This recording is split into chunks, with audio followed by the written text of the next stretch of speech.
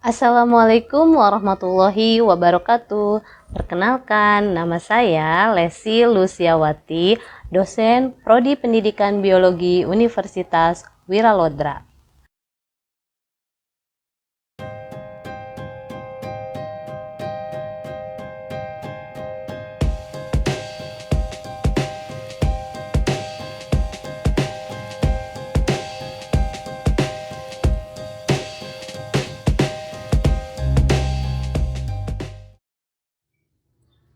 Pada kesempatan kali ini, kita akan membahas salah satu unsur makro, yaitu kalium atau potasium. Kalium dan potasium ini yang akan kita bahas berdasarkan 3 artikel yang sudah dianalisis. Pembahasan meliputi manfaat dan akibatnya apabila terjadi defisiensi atau kelebihan kalium. Mari kita simak. Artikel pertama dengan judul Role and Management of Potassium Nutrient for Food Production in Indonesia yang ditulis oleh Subandi dan diterbitkan di Jurnal Pengembangan Inovasi Pertanian tahun 2012. Kalium diserap dalam bentuk ion K+, diikat oleh koloid tanah yang negatif, kemudian masuk ke dalam akar melalui transport aktif. Dari akar, kalium disalurkan ke batang dan juga daun untuk fotosintesis. Peranan kalium dalam proses biokimia berkaitan dengan 60 macam reaksi enzimatis, diantaranya enzim untuk katabolisme karbohidrat dan protein. Penyediaan kalium yang cukup sangat diperlukan dalam proses pengubahan tenaga surya menjadi tenaga kimia atau ATP atau senyawa organik.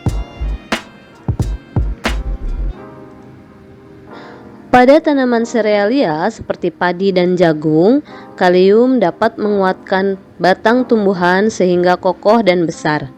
Sehingga jika kekurangan kalium dapat menyebabkan tanaman mudah rebah yang pada akhirnya menurunkan kuantitas dan kualitas hasil.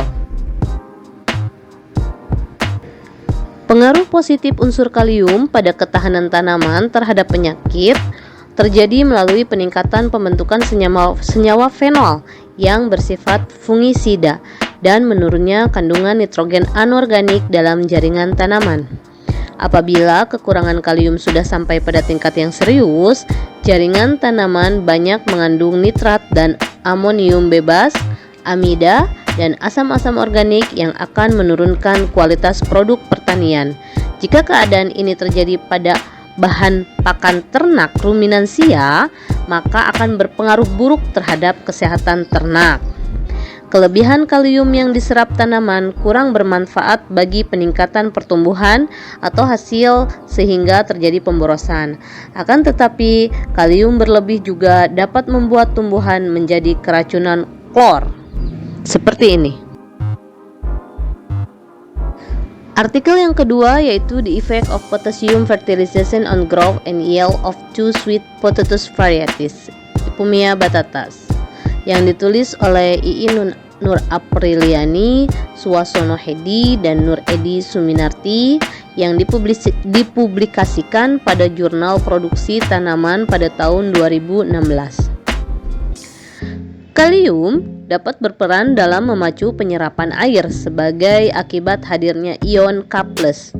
Kalium penting dalam mengatur tekanan osmosis dan turgor, yang pada gilirannya akan mempengaruhi pertumbuhan dan perkembangan sel, serta membuka dan menutupnya stomata.